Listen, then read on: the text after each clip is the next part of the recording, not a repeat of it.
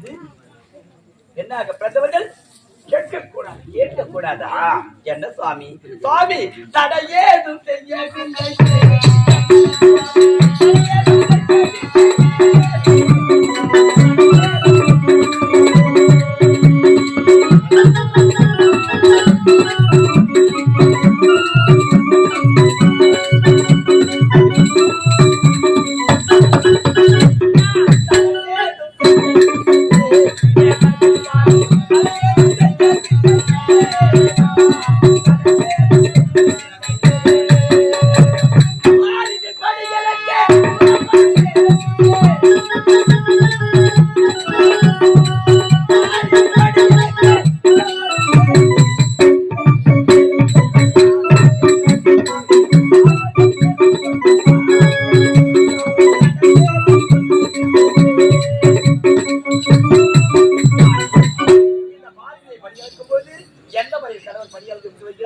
எப்படி இருக்கிறார், எப்பொழுது வருவார் என்று ஒரு ஆசையாக எந்த வார்த்தையும் பேசவே கூடாதா?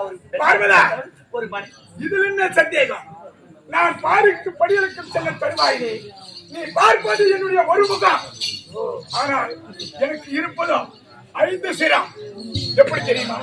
தற்புருஷம், அகோரம், சத்யோஜாதம், ஈசானம் என்று சொல்லக்கூடிய 5 முகங்களை வைத்துக் கொண்டு பாருக்கு படியலுக்கு வருகிறேன். இதில் என்ன உனக்கு சந்தேகம்? படியலக்க செல்லும் பொழுது இதுவரை பஞ்சமுக சேவையை பார்த்ததே கிடையாது உமைவனே. அதனால் பஞ்சமுக சேவையோடு படியளந்து விட்டு வருகிறேன் என்று உரைக்கின்றது. உண்மை. அப்படி என்றால் பஞ்சமுக சேவையை நான் பார்க்க வேண்டும். சொல்வதற்கு பஞ்சமுக சேவையை கண்டேனானால் நிச்சயம் ஏதாவது விபரீதம். சாமி, விபரீதமாவது எனக்கு ஏற்படுவதாவது ஒரு காலம் இந்த உமைவளுக்கு விபரீதம் ஏற்படாது. பஞ்சமுக சேவையை நான் பார்க்க வேண்டும். இதுவரை இந்த பாலினையை பாமர மக்களுக்கு படியளக்கிறேன் என்று பலவரை எடுத்திருக்கின்றது. ஆனால் இதுவரை இந்த ஒரு முகத்தை மட்டும் நான் பார்த்திருக்கேன். பஞ்சமுகத்தை இந்த உமையில் பார்த்ததே கிடையாது. பஞ்சமுக சேவையோடு படியளந்து விட்டு வாங்க உங்களுக்காக வழிவிதி காத்திருப்பால் இந்த உண்மை. பார்வதா, பஞ்சமுக சேவையை அறிய வேண்டும் என்று உரைக்கின்றார். நீ உரைத்தது போலவே பஞ்சமுக சேவையோடு வருகின்றேன். ஆனால் இப்பொழுது நான் எங்கே செல்கிறேன் தெரியுமா? எங்கே சுவாமி? அதோ வாழ்த்தாயா, சிவசங்கராவை கொண்டு அரசாட்சி செய்யக்கூடிய ஜெயமதா சூரன் அவனே விட்டு மழை என்றும் புயல் என்றும் காற்றென்றும் பாராமல் சிவனே சிவனே என்று எதையோ நோக்கி கடும் தவத்தில் ஈடுபட்டுக் கொண்டிருக்கின்றான். அவனுக்கு சென்று காட்சி அளிக்க போகின்றேன். அவன் கேட்க மறுக்கிறேன். கடையிட்டு தந்து விட்டு வர போகின்றேன். போய் வா சுவாமி என்று. சுவாமி, நான் சொல்ல மாட்டேன் கேளுங்க. ஜெயமதா சூரனுக்கு நீங்கள் காட்சியளிக்க போகிறீர்கள். மனம் கொடுக்க செல்வது உண்மைதானே. ஆனால் அங்கு சதிய பதியமாக சென்று காட்சியளித்தால் வரம் கொடுத்தால் எப்படியெல்லாம் இருக்கும்? அடி பைத்தியக்காரி. நான் பைத்தியக்காரி. ஜெயமதா சூரன் சிவனே சிவனே என்று என்னைத்தான் துதிக்கிறானே தவிர சக்தி சக்தி என்று உன்னை அழைக்கவில்லை. அப்படி என்றால் நான் தரித்து செல்கிறேன். தனித்து சென்று அவனுக்கு வரமதை அளித்து விட்டு வருகிறேன். அரக்கர்களுக்கு எப்போதுமே அரை புத்தி. வரத்தை நீங்கள் கொடுப்பீர்கள். ஆனால் அவர்கள் வரத்தை பெற்றுவிட்டு உங்களையே சோதித்து பார்ப்பார்கள். அச்சமயத்திலே என்னதான் இருந்தாலும் இந்த உமையோடு நிச்சயமாகவும் உன்னை காண்பதற்கு நானே வரவில்லை என்றாலும் என்னுடைய அண்ணன் துணை உனக்கு இருக்கும். நன்றாக சிந்தித்து பாருங்கள். தனிமையில் செல்லக்கூடாது. உன்னோடு நான் வருகிறேன். என் வார்த்தை கேளுங்க. அனைத்தும் அறிந்தவன் நான். உலகத்தில் அனைத்தும் புரிந்தவன் நான். நான் தரித்து செல்கிறேன் என்றால் அதற்கு ஒரு விளக்கம் இருக்கும். நானோ ஒரு ஆண்மகன். என்னை நோக்கி தவத்தில் இருப்பவனோ கொடிய அரக்கன். ஆகையால் ஆபத்தென்று நேர்ந்தால் ஆண்மகன் நான் சமாளித்துக் கொள்வேன். நீ பெண்ணாக பிறந்தால் ஆகையால் என்னுடன் நீ வரக்கூடாது. சுவாமி, என்னுடைய கட்டளை. என் வார்த்தை கேளுங்கள். ஒரு நேரத்திலே பண்ணகாவலியை ஆளக்கூடியவன் யார்? பத்மாசூரன். ஆமாம், அந்தவருக்கு நீங்கள் என்ன சென்றீர்கள்? தனிமையிலே சென்று வரத்தை கொடுத்தீர்கள். வரத்தை கொடுத்து விட்டு அந்த வரத்தின் மகிமையால் உன்னை என்ன செய்தான்? தன்னுடைய வலது கரத்தை யார் சிரத்தின் மீது வைக்கின்றானோ அவர்கள் எரிந்து பஸ்மமாக போக வேண்டும் என்று ஒரு வரத்தை கேட்டார். அப்பேற்பட்ட வரத்தை நானும் வாரி வழங்கினேன். அதிலிருந்து உனக்கு சென்றேன். வாரி வழங்கி விட்டு வாரி வழங்க வள்ளல் நீங்கள். வள்ளலே, உண்மைதான். அப்படிப்பட்ட வரத்தை கொடுத்தீர்களே, அதனால் என்ன விளைவு வந்தது உங்களுக்கு நன்றாக தெரியும் அல்லவா? வரத்தை சோதிக்க வேண்டும் என்று என் சிரசின் மீதே கரத்தை வைக்க வந்தான். அவனிடத்திலிருந்து உயிர் பிழைக்க வேண்டும் என்று போட்டாட்டமாக ஐவரன் காட்டுக்குள் நுழைந்து ஐவரன் காட்டிலே ஐவரன் காலிலே ஒரு விதியாக ஒளிந்து கொண்டேன். பார்த்தாயா?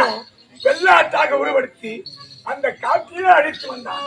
அந்த நேரத்திலே உனது அண்ணன், எனது மைத்துனன் மாயவன், மதுசூதன், கார்மேக மன்னன், நீலமேக சாமல மன்னன், ஆமா, ஒற்றட்டு மகளோடு வந்து எனக்காக ஆணாக இருந்தவன் ஒரு பெண்ணாக உருவெடுத்து அவனை மதிமயக்கி அவனை மாண்டி மடியை செய்தால் என் உயிரை காப்பாற்றினார். என்னுடைய அண்ணன் துணை இருந்ததால் தான் நீங்கள் ஆபத்திலே இருந்து நீங்கள் தப்பித்து விட்டீர்கள். நான் இல்லை என்று உரைக்கவில்லையே. இப்பொழுதும் தேவதாசூரனுக்கு வரம் கொடுக்க செல்கிறீர்கள்.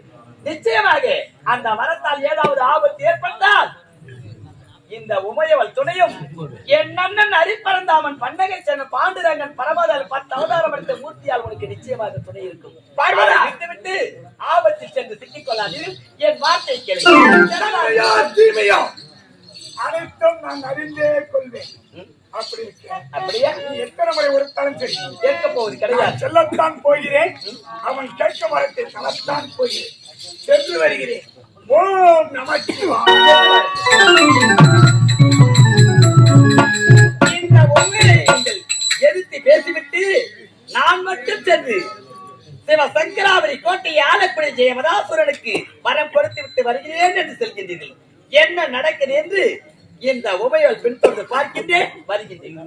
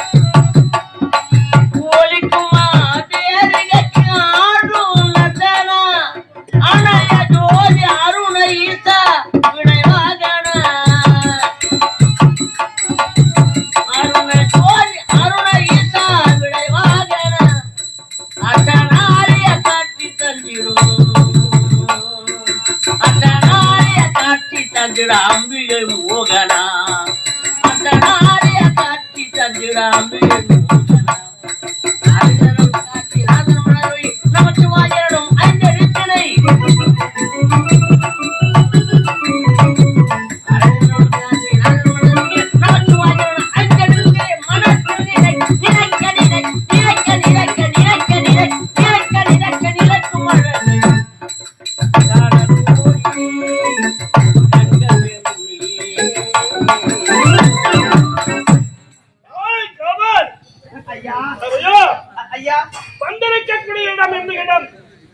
கைலாயம் என்று சொல்லுவார்கள். இந்த இடத்திலே என் உடலிலே இருக்கக்கூடிய பஞ்சமூலங்களை ஒருநிலைப்படுத்தி காமம், குரோதம், காமம், மோகம், மதம், ஆச்சரியம் என்ற 6 வகை ஆசை பேய்கள் மனிதனின் மனதை அட்டி கிடக்கிறது. அதை அப்புறப்படுத்தி ஆணவம், கர்மம், மாயை என்று சொல்லக்கூடிய மலங்களை கழித்து என்ற மந்திரத்தை ஜபித்து இந்த இடத்திலே ஆண்டவனை குறித்து மகத்தான தவத்தை செய்ய போகிறேன். ஆகத்தையே தவத்தின் பலனால் ஆண்டவன் எனக்கு வரத்தை தர வேண்டும் என்று எதிர்பார்ப்போடு வந்திருக்கின்றேன். ஐயா,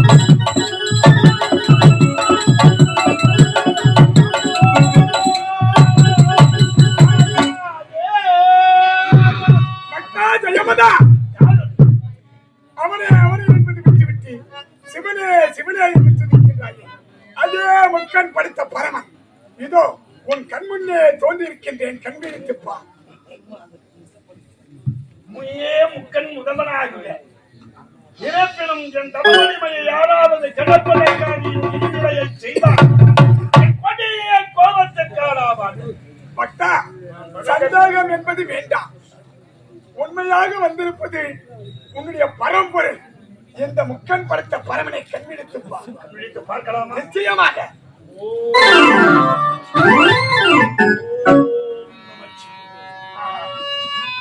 கரும்புறவிக்கு உபதேசம் செய்த கருணாகர மூர்த்தியை கட்டணி கதிதாய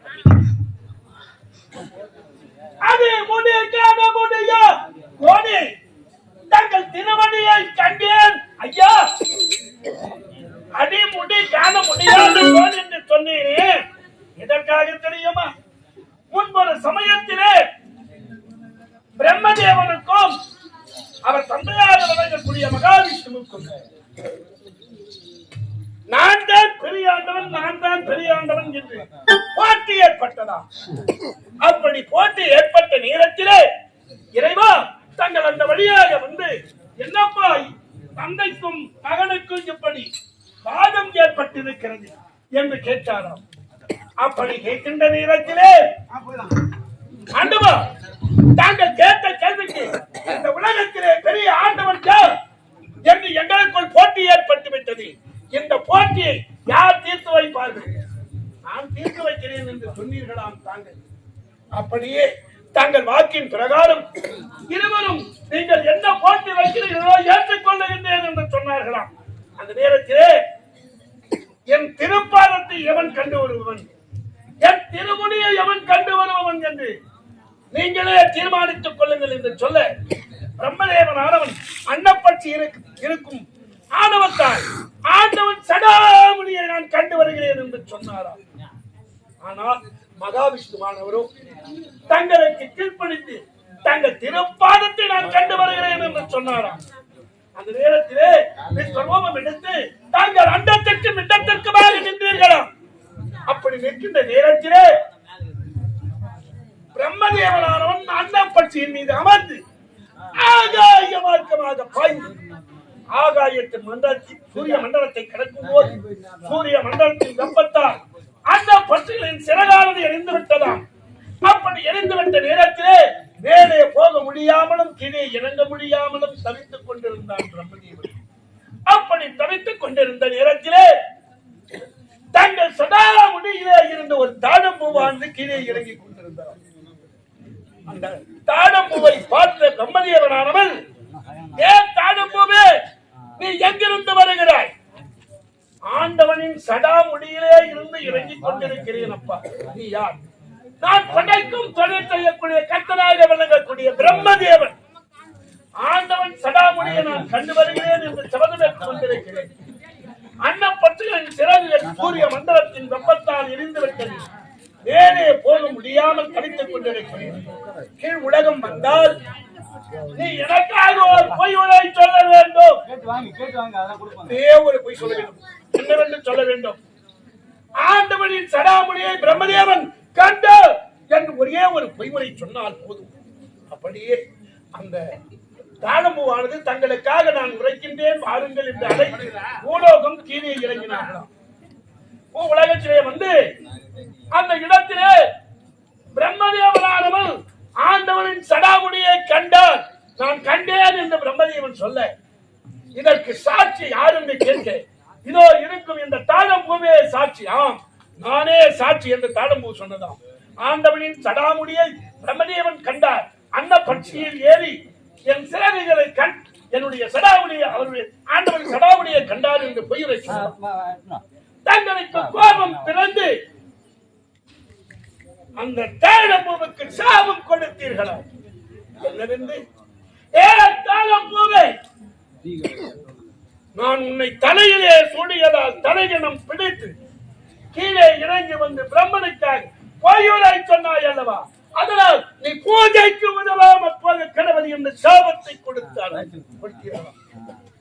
அதே போல பிரம்மதேவனை பார்த்து, ஏ பிரம்மதேவா, மூர்த்தியிலே முதல் மூர்த்தியாக விளங்கக்கூடிய நான் இருக்கும் போது நீ தவறான பொய்யுரை கூறியதால் உலகிலே உனக்கு ஆலயமே இல்லாமல் போக கடவுளின் சாபத்தை கொடுத்தீர்களாம்.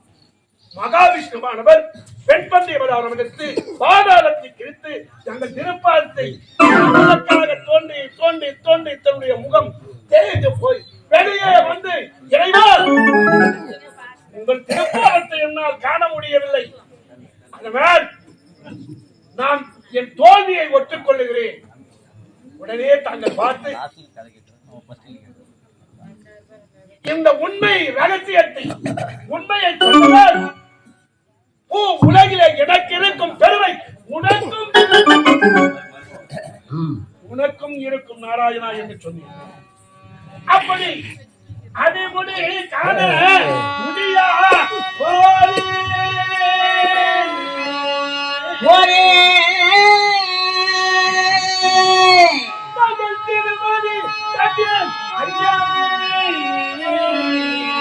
ஐயா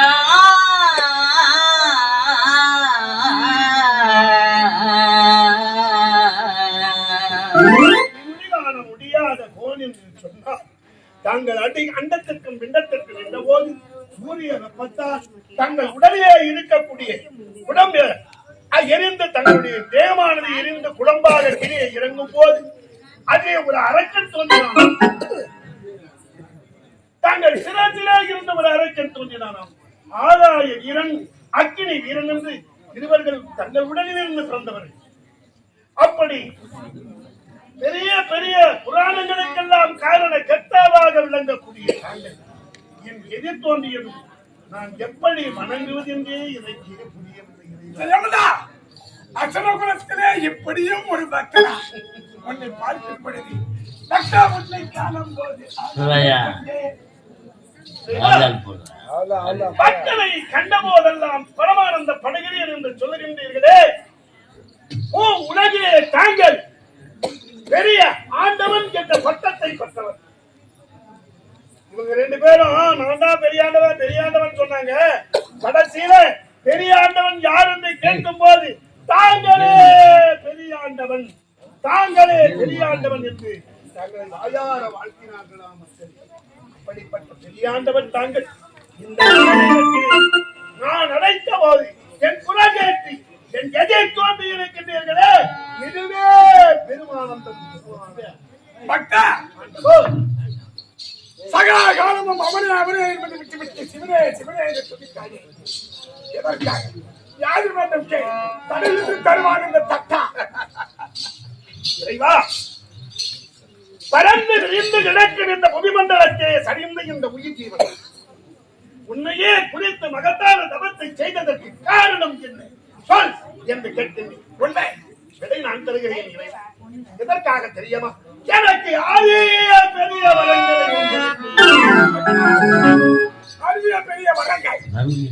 யாது வர வேண்டும் தரு என்று தருகின்றேன்.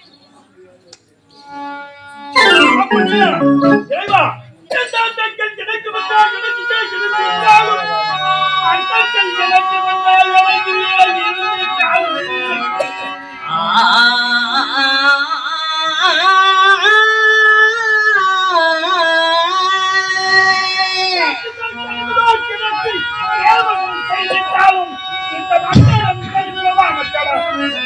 மறிகுணாயே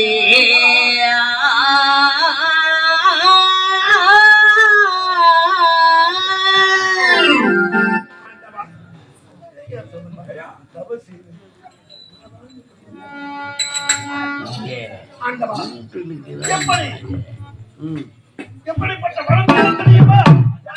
சாக வரம் தேக உடல் எமைவிட்டு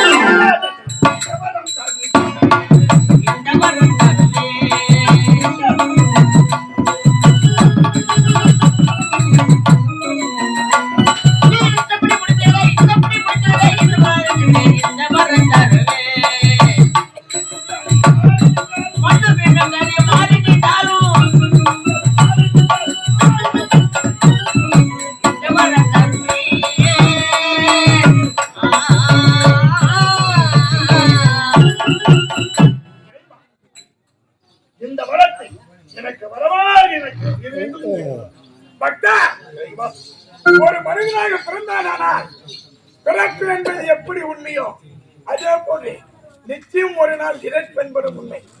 அப்படி இருக்க சாகா வரம் தேகா உடல் போகா செல்வம் வேண்டும் என்று கேட்டார்.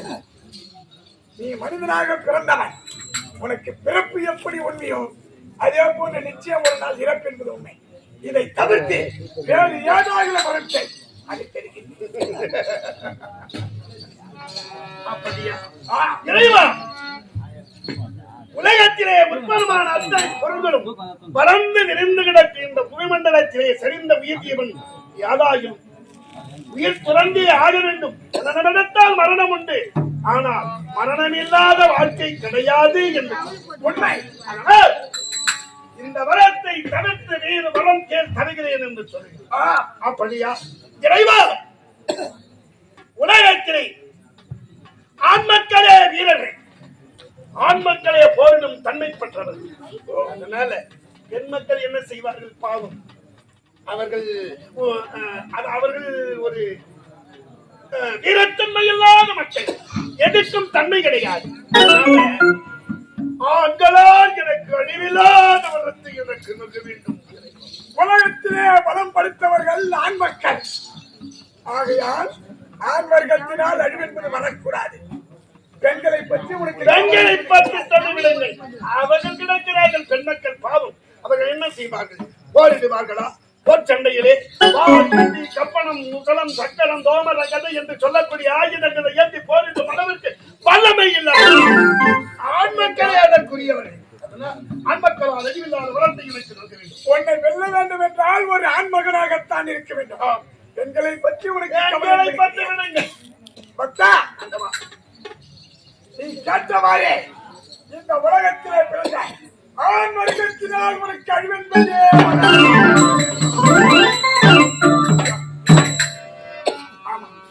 உன்னை போன்ற பக்தர்கள் எனக்கு ஏராளம். அவர்களுக்கு சென்று சாட்சியளிப்பேன். நான் சென்று வரலாமா? தனக்காக மக்கள் காத்துக் கொண்டிருக்கிறார்கள். உன்னை மக்களை எதிர்பார்க்க வைப்பது தவறு.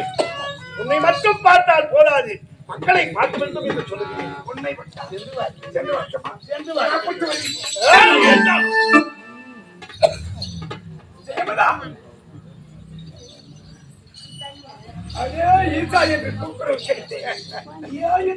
நானே அழைத்தேன். காரணம் என்ன தெரியுமா?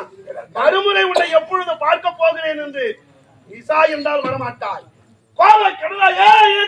சொன்னால் மறுபடியும் முகத்தை காட்டுவீர்கள் அல்லவா? பரந்த முகத்தை பார்ப்பதற்கு பரவசமான இந்த உடலை காண்பதற்காகவே நான் ஜனனம் எடுத்தவன். பக்தா, பார்ப்பதற்காக உன்னை பார்க்கின்ற பொழுது மேலும் மேலும் மேலும் என்னுடைய மனதிலே மிக பெருமிதம் வருகின்றேன். உன்னை போன்ற ஒரு பக்தனை அடைவதற்கு.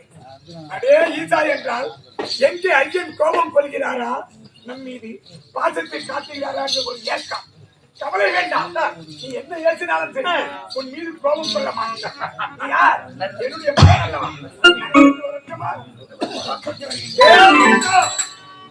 அதை என்ன பலம்?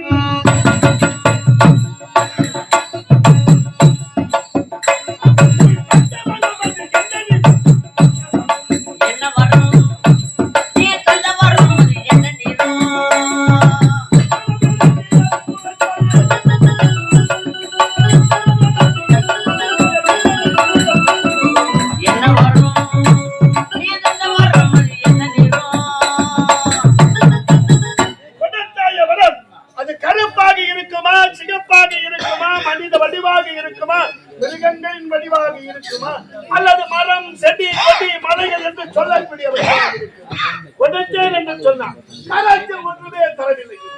பக்தா, அரக்கர்களுக்கு அரபுச்சு என்று உரைப்பார்கள். அதை உன்னை பார்க்கின்ற பொழுதே நன்றாக தெரியும். இந்த ஈசன் கொடுத்த மரம் கொடுத்ததே அதுக்கு உருவமோ நிறமோ நட்டையோ கொட்டையோ எந்த ஒரு உருவமே தெரியாது. உருவமற்றது மரம் கொடுத்தது, உருவமற்றது. நிச்சயம் அது பறிக்கும். கருத்தில் எதுவுமே காணவில்லை.